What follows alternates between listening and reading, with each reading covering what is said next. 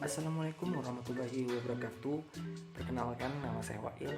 Saya berkuliah di Universitas Negeri Manado, program studi teknik mesin.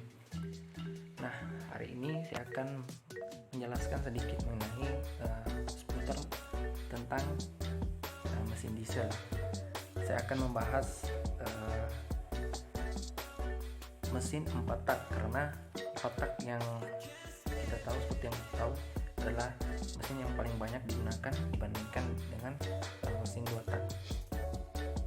Nah, sebelum kita ke penjelasan mengenai mesin diesel, kita akan membahas sedikit tentang sejarah perkembangan mesin diesel. Nah, mesin diesel mulai dikembangkan pada tahun 1892 oleh seorang insinyur Jerman, yakni Rudolf Diesel. Ia memiliki hak paten, yaitu proses dan aplikasi penggerak pembakaran internal. Prinsip dasarnya adalah ketika diperoleh tekanan yang tinggi, maka suhu dalam ruang pembakaran internal akan meningkat, dan hal ini dapat digunakan untuk menyulut bahan bakar sehingga terjadinya proses pembakaran di dalam silinder. Nah, ini adalah gambar pertama mesin diesel yang pertama kali dibuat oleh Rudolf Diesel. Nah, tujuan Rudolf Diesel membuat motor diesel ini adalah untuk menaikkan efisiensi, terutama pada motor diesel, karena yang kita tahu efisiensi pada motor bensin itu hanya sekitar 30%. Nah, Rudolf ini ingin menaikkan efisiensi motor diesel sekitar 40 hingga 51% efisiensinya. Nah, kemudian mengganti sistem pengapian dengan sistem penyalaan sendiri. Kalau mesin motor bensin itu proses pembakarannya dilakukan oleh busi, sedangkan mesin diesel ini dilakukan dengan cara tekanan yang tinggi dan temperatur yang tinggi untuk melakukan proses pembakaran dan mengembangkan sebuah mobil yang dapat dioperasikan dengan bahan bakar yang lebih murah daripada bensin. Nah, mesin diesel adalah jenis motor pembakaran dalam dengan karakteristik utama yang berbeda dari motor bakar yang lain, yaitu terletak pada metode pembakaran dan bahan bakarnya. Nah, bagaimana mesin diesel bekerja? Urutan kerja mesin diesel berurutan dari 1 hingga 4 searah jarum jam. Dalam siklus mesin diesel, pembakaran terjadi dalam tekanan tetap dan pembuangannya terjadi pada volume tetap. Tenaga yang dihasilkan setiap siklus ini adalah area dalam garis siklus.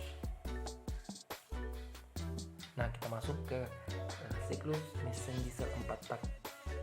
Nah, ada 4 langkah dalam proses pembakaran di mesin diesel. Langkah pertama yakni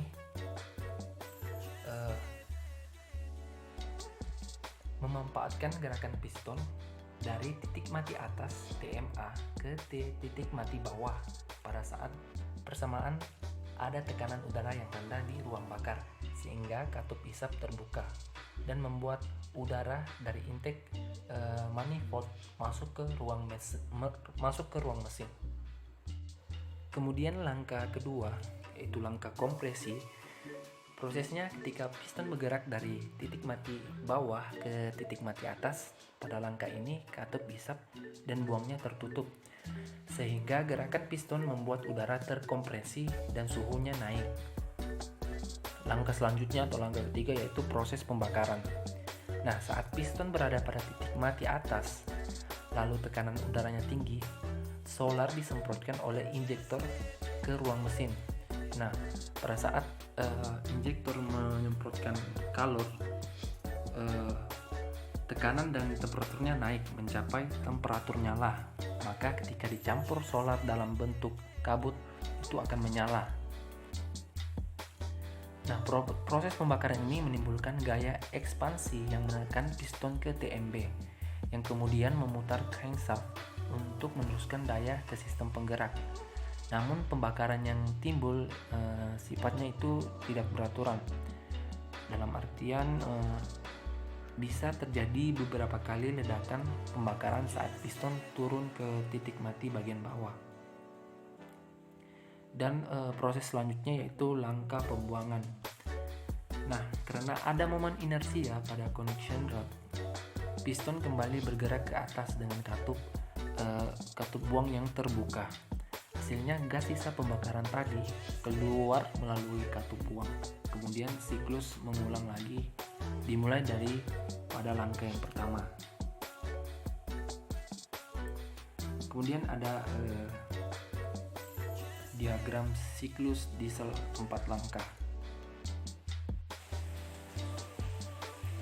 Nah, kita bisa melihat diagram siklus diesel 4 langkah. Nah, di sini ada keterangan. Yang pertama adalah langkah isap dari 0 ke 1. Ini merupakan proses yang dinamakan tekanan konstan. Kenapa dinamakan tekanan konstan? Karena tekanan konstan dikatakan konstan apabila garis pada 0 ke 1 ini itu dari kiri ke kanan. Makanya disebut konstan.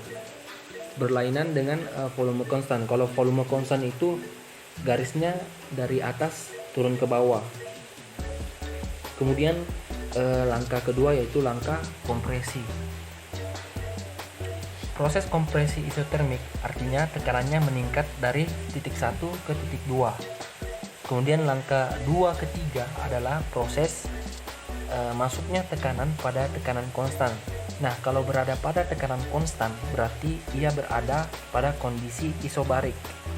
Kemudian dari 3 ke 4 adalah proses ekspansi isotermik.